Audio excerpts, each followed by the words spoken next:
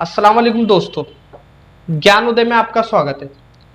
आज हम बात करते हैं सेंसरशिप के बारे में, यानी कि विचार अभिव्यक्ति की स्वतंत्रता के बारे में। विचार अभिव्यक्ति की स्वतंत्रता का इतिहास बहुत पुराना है और प्राचीन काल से ही इस पर बहस होती रही है। उदारवाद के अंदर यह माना जाता है कि विचार अभिव्यक्ति की स्वतंत्रता होनी चाहिए और इस पर कोई पाबंदी नहीं होनी चाहिए। दूसरी ओर कुछ लोग ऐसे भी हैं जिनका मानना है कि विचार अभिव्यक्ति पर कई पाबंदी लगा देनी चाहिए। जॉन मिल्टन और जे.एस. मिल ने विचार अभिव्यक्ति की स्वतंत्रता का समर्थन किया। जॉन मिल्टन का यह मानना था कि अगर सभी बातों पर खुलकर बहस होती है तो सच अपने आप सामने आ जाता है। सच्चाई के अंदर ऐसी ताकत होती है कि वो झूठ को अपने आप पराजित कर देता है। इस तरीके से जॉन मिल्टन ने भी जे.एस. मिल की तरह विचार अभिव्यक्ति का पूरा समर्थन किया है। लेकिन विचार अभिव्यक्ति की स्वतंत्रता असीमित नहीं है, बल्कि उस पर भी कुछ पाबंदियां लगाई जाती है और पाबंदी कुछ बातों को ध्यान में रखकर लगाई जाती है।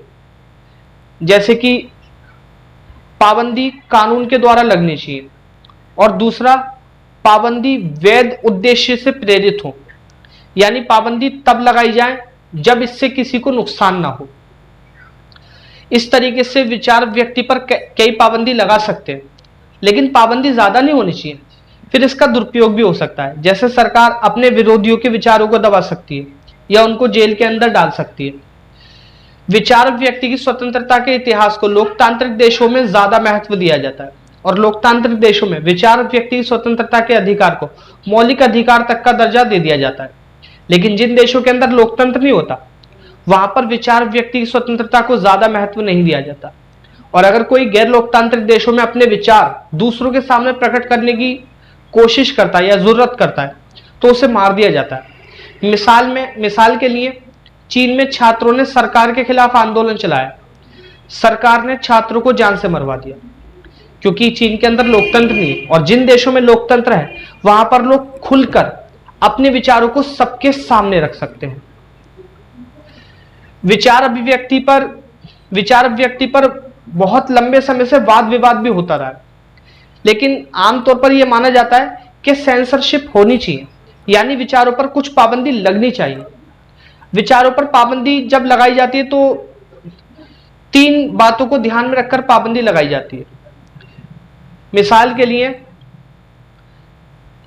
किसी समाज के अंदर बहुत सारे अलग अलग जाति और धर्म के लोग होते हैं, तो ऐसे में एक व्यक्ति के विचार या एक समुदाय के विचार दूसरे समुदाय की भावना को ठेस पहुंचा सकते हैं।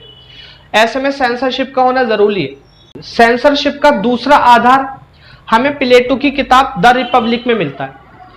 द रिपब्लिक के अंदर प्लेटो ने बताया है समाज के अंदर कुछ ऐसे लोग होते हैं जिनका दिमाग सच और झूठ, अच्छे और बुरे में फर्क नहीं कर सकता, उनका मन भटक सकता है, इसलिए सेंसरशिप का होना जरूरी है। विचार व्यक्ति पर तीसरी पाबंदी तब लगाई जाती है जब किसी के विचारों से समाज को किसी तरीके की दिक्कत हो। मिसाल के लिए लोगों को अपने विचार दूसरों के सामने प्रकट करने का अधिकार है, लेकिन घृणा फैलाने, नफरत फैलाने या अश्लीलता फैलाने का अधिकार नहीं है। और इसी तरीके से अगर किसी किताब में विद्रोह भड़काने की संभावना है तो उस किताब पर भी पाबंदी लगाई जा सकती है। अगर आपको ये वीडियो अच्छी लगी तो लाइक करें। इसी तरीके की वीडियो और पाने के लिए सब्सक्राइब करें। तब तक के लिए धन्यवाद।